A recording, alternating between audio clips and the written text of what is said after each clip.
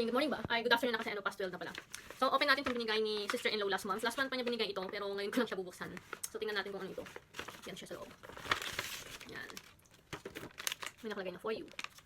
Ano kaya ito? Something na magagamit yata sa mukha. So, ito nga. Ang mukha. So, ano pa? Mukhang ano pa siya.